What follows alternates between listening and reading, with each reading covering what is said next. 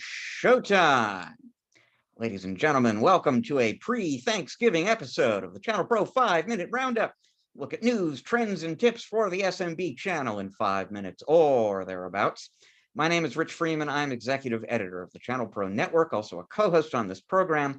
I am joined this week, as I am every week, including holiday weeks, by your other host, Eric Simpson, a business transformation and improvement advisor to MSPs and other IT providers. Eric, how goes it?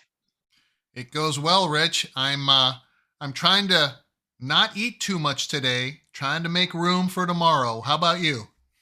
I am in the same strategic mode mindset, Eric. I'm thinking ahead, pacing myself, and very much looking forward to tomorrow as we record this. Me too. Well, it's, as you can imagine, folks, it's been kind of a light news week because it's been a shorter week. So what Eric and I have decided to do with this episode is call attention to a few things that we are thankful for. And Eric, I'm going to go first, if that's okay with you. I am thankful, Eric, for offices reopening. And not just because it is a sign that we are headed back to the pre-pandemic normal and it's allowing people to get together and be with one another at the workplace before, which many people missed in the past, but also because, quite frankly, it's driving a lot of business for our audience here today.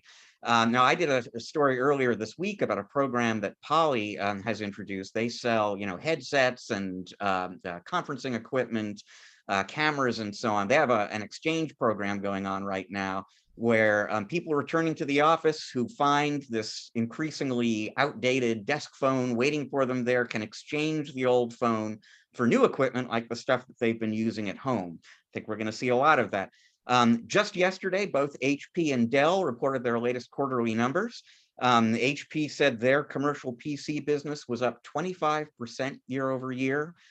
Dell's was up 40% year over year. HP specifically called out office reopenings as a reason for these numbers.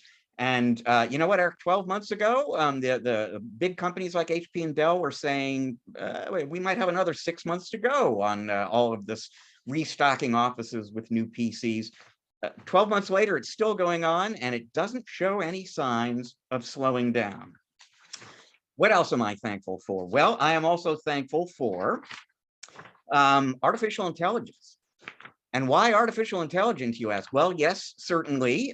This is a market that's expected to be worth 110 billion worldwide by 2024, according to IDC, and that will grow 21.3% just next year, according to IDC. But that's not really what I have in mind. What I am thinking about is the fact that we are going to need help from artificial intelligence to level out the playing field a little bit on cybersecurity.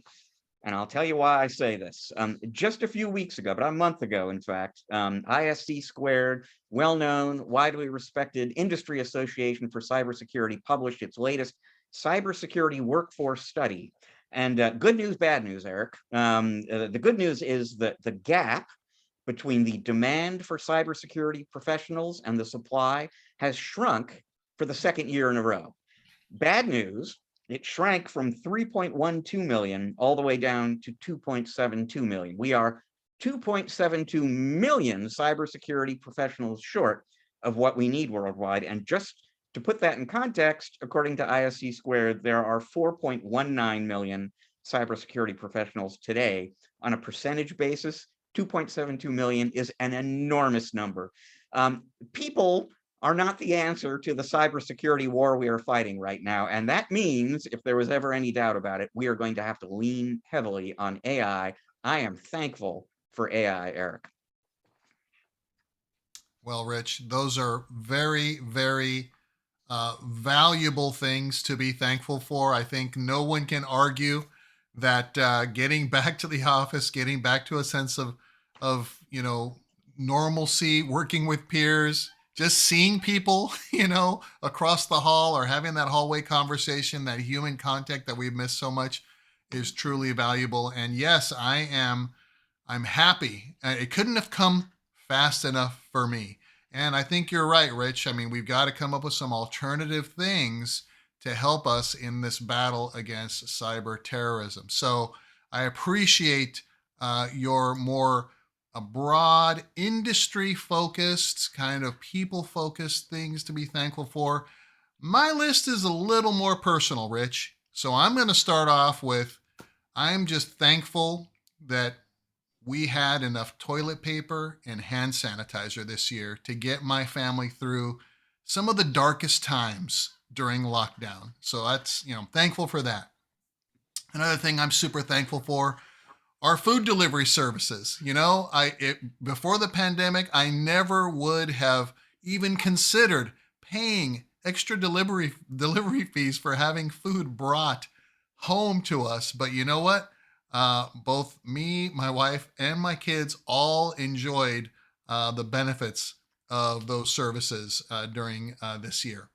Another thing I'm super thankful for is Amazon Prime. My goodness, I've ordered more things from Amazon and had them delivered sometimes the same day this year than I think I've ever ordered from Amazon in the past. So I'm thankful for having that opportunity. All these things is supporting this work from home and stay at home and lockdown mentality.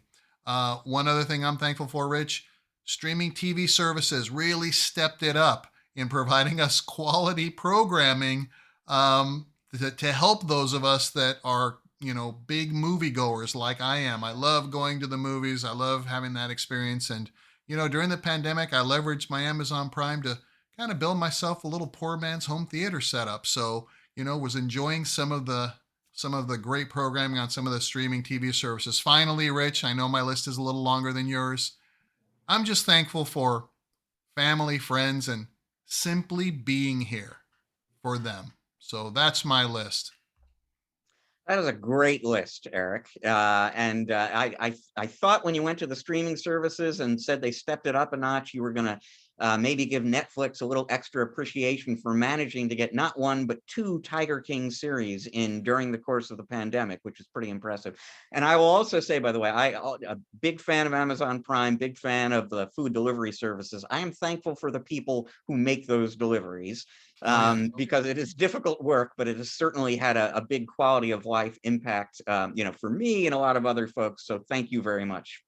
And just to add to that, I've always tried to show my thanks, as I'm using these services in terms of, tipping extra, and even when we have gone out more recently and dined out a little bit as restrictions have lessened, and even throughout the pandemic when I have chances to go pick up food when I haven't been using the delivery services, I've been out and about doing other things, always giving a little bit extra for those workers that have been affected as we all have during the pandemic. So great way to point that out. Well, and it leaves us time for just one more story, Eric. And I don't know if this is something to be thankful for exactly or not. This comes to us straight from the annals of science, where apparently somebody decided it would be interesting to see if we could teach a rat to play Doom, excuse me, teach a rat to play Doom. There is a neuroengineer who has created a sort of virtual reality-like setup that allows a rat to play Doom. If you can imagine a rat standing on kind of a ball and running on the ball, and that's how the rat is controlling his movement through the Doom maze. This is what this guy set up. Now, it is possible, apparently, for the rat to fire a shotgun in the game while it is playing. This hasn't happened yet. But I don't know. I can see several problems with this experiment, Eric, one of which being, do we really want to get rats in the habit of tracking down human beings? And do we even want them thinking about wielding shotguns against us? I don't know if this is the training we want to be delivering. Yeah, Rich, it's very humorous at first blush, but then you think, oh my goodness, rise of the gaming rodents, rise of the planet of the rats, right? We know what happens, next. So, yeah, something to be cautious about, I would think. And as you pointed out off the air, Eric, with all the competition for gaming consoles out there, with the holidays coming up right now, do we really want to be competing with rats for the few devices that are out there? Right. I want the PS5. I don't want these rats to be, getting it so they can play Doom on it. What's up? Well, folks, that is all the time we have for you this week on the 5-Minute Roundup. Thank you for joining us. We are both a video and a podcast. If you're watching the video, but you're into podcasts, check us out there. You'll find us on Stitcher and Spotify and Google and Apple and all the places you go to get podcasts. When you find us there, please become a subscriber, maybe even give us a 5-star rating and a review. It'll help your peers in the industry find us a little bit more easily.